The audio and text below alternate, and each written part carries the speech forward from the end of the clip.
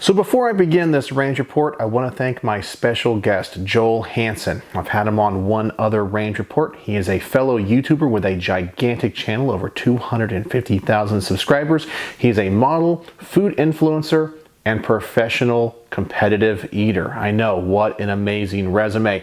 He contacted me a while ago saying, hey, I'm going to be in the DFW area and I love to go shooting. Would you go shooting with me? I said absolutely, so we collaborated on a couple of range reports, and I guess I'm going to be on his channel too. No, I'm not going to eat a whole bunch of food, but he is going to feature me, and that's so fun and awesome to have gotten to meet him and to collaborate with him on a couple of videos. So I will put a link in the description below to his channel. You guys need to go check him out. He's just generally a great guy and a great entertainer. I think you guys would love his channel. So with that said, I want to thank Joel, and so now on to the range report. Hey everybody, it's Jason from the Texas Gun Vault, and today I'm coming to you with another range report. And today's range report is going to be on the Glock 20. This is actually a Generation 2, which is kind of cool. I didn't even know they had the Glock 20 in the Generation 2. This gun is on loan to the channel from my good friend Jack, who has lent me many guns in the past. And if you've been following my channel for any length of time, you guys know I don't have any guns personally in 10mm, and I recently tried one out in a 1911 and fell in love with the caliber. It's really nice. So I'm really excited to get to shoot a Glock. These are going to be my first rounds, so let's see how I do.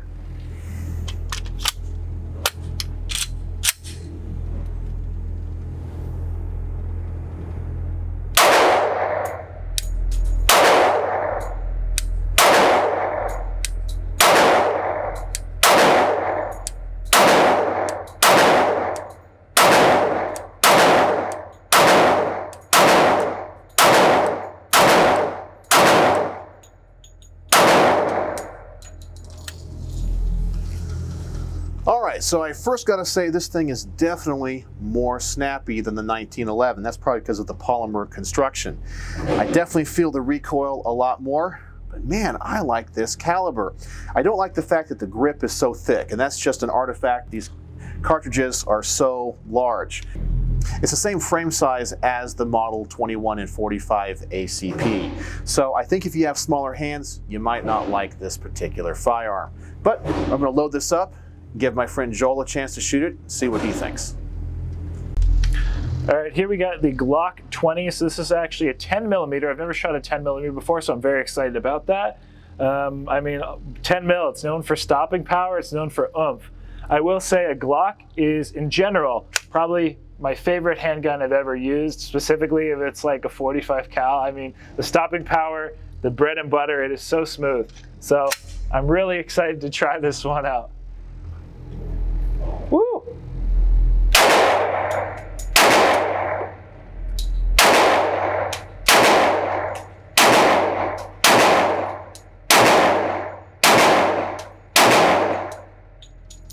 That is like, you're gonna have fun with that. And if you ever needed a handgun at your disposal, I would definitely always choose a Glock. Like, yeah, this 10 mil it's pretty cool. I'd recommend it. I'd definitely recommend it. So as you can see, Joel likes this gun as much as I do for exactly the same reason. It is so ubiquitous. It is a Glock. It always shoots the same.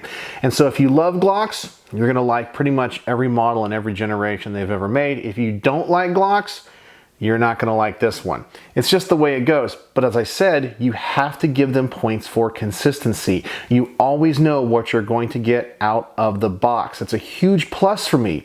Well, as I said, it could be a negative for some people, but there's such a huge aftermarket for these things. If there's something that you definitely want to tweak, you sure can. So now let's get my wife's thoughts on this. I already told her it has kind of a big frame. She has small hands. I'm curious what she thinks.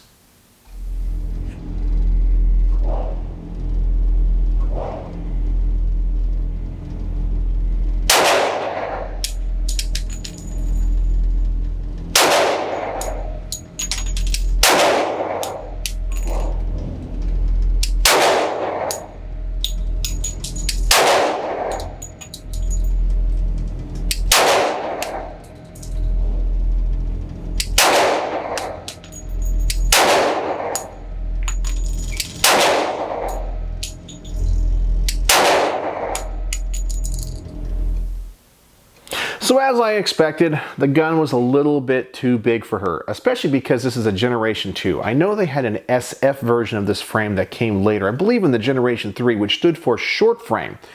I never really understood why they had to use the large frame for the 10mm.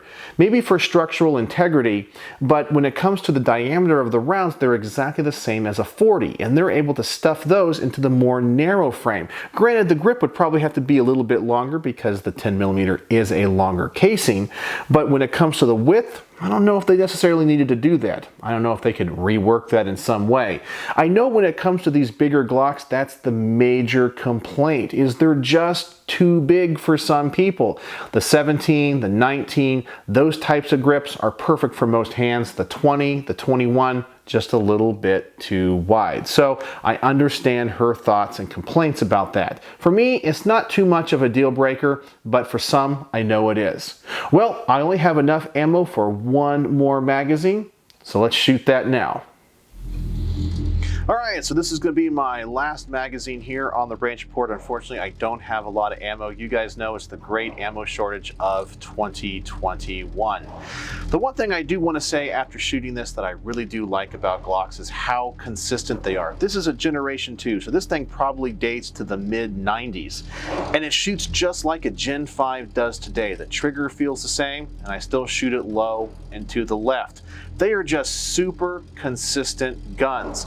And love them or hate them, you gotta give them points for that. All right, so as I said, my last round through this, then we're gonna go back to the garage and I'll give you guys my final thoughts and impressions.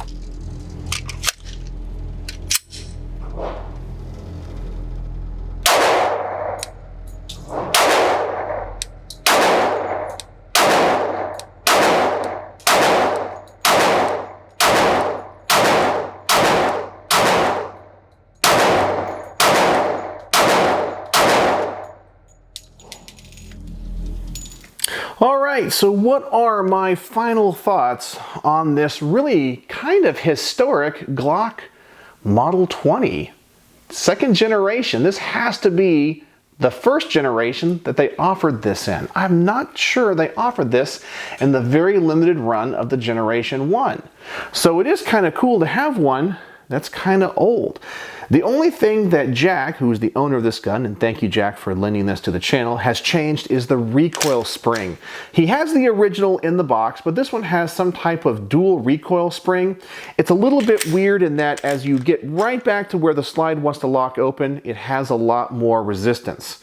I don't know if that helped with the recoil impulse or not. I still felt the snappiness of the 10mm. It's definitely completely manageable, but I would have liked to have shot this with the original recoil spring, which he did include, but when I had installed it before I went to the range, I could tell being an older recoil spring, it didn't really feel like it had a lot of springiness left in it. So I opted to go with the one Jack had put in, so it's the way that he likes to shoot his gun.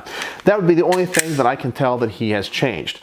Another artifact of the Generation 2, which I kind of like, is it has the original adjustable rear sight system. It's definitely not a durable system. It's made of plastic, and let me see if I can get this in focus here. There it is. My Gen 2 17 also has one of those as well. I kind of wish that if they're going to throw on the old plastic sights that they offer this. It can't be that much more. Now I know that when people buy Glocks, they always take off the sights and add a much better option. But that's kind of cool because I know that a lot of times these are actually the sights that are imported on the Glocks for importation reasons and the law. And then once they get into the country, they change those out to the ones that we all know and love or hate. Another thing about this gun is, being that it is an early Gen 2, is that I believe it is before 1994. All of the magazines that Jack sent with this gun are of the Gen 2 variation. You can tell from all the markings on the side or the molding marks on the side, but all of these are 15 round capacity magazines.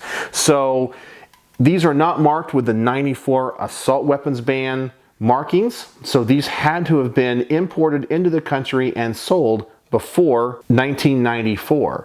So that's really cool to have these as well. I kind of think from a collectability standpoint, if you're really in the Glocks and the 10mm, this is kind of a desirable gun. It has the original Tenifer finish, which is in great shape, only has one tiny little scuff mark there, which for a gun of this age is really good. The frame is in excellent shape.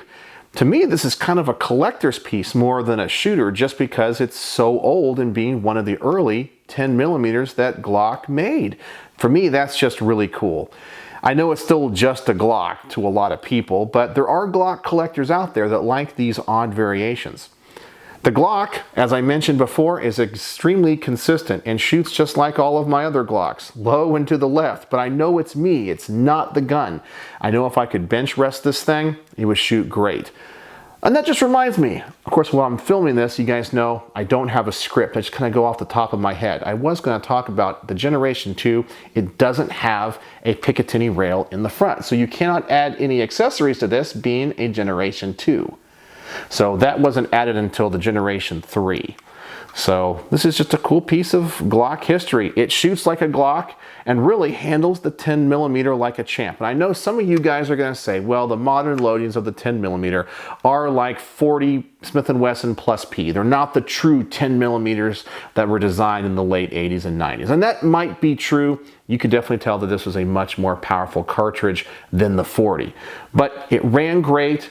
And maybe one day I'll pick up one. I really would like to have a 10 millimeter. Not sure if I would go with a 1911, being that it's a single stack, but maybe the Glock, possibly the Glock 40 might be a cool option. And by 40, I mean the G40, not the Glock 40 or a Glock Chamberlain 40.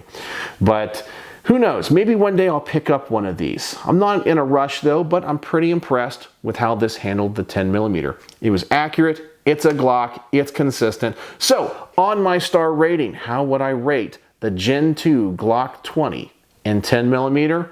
Well, I'm going to give it a solid 4 out of 5 stars. This particular model, as I said, doesn't have the accessory rail. And by the way, my rating here is going to be from the perspective of an average gun owner in 2021, not that of a collector, because I know this might not have as much collectability to a lot of people because it lacks many of the options of a modern handgun, like the Picatinny rail. And this particular model does have these, while it is adjustable sights, doesn't have a better sighting system. I feel like the grip is a little bit too thick. They could do something with that, but it's a Glock. 4 out of 5 stars. You know it's going to be super reliable. You can't go wrong with it if you want something in 10 millimeter, and it looks like tactical Tupperware. You guys know what you get with the Glock. So 4 out of 5 stars for the Glock 20 in 10 millimeter. Well, I hope you enjoyed this range report, and once again, I want to give a shout out to Joel Hansen for joining me and collaborating with me on this video project. It's been a lot of fun to communicate with him. As I said, he is just a cool guy. Go check out his channel. Even if you don't care about competitive eating, just to watch him travel around the world is a lot of fun. He's a great personality. So go check out his channel. Once again, his channel will be linked in the description below. All right, so let me know if you have any questions. And as always, thanks for watching.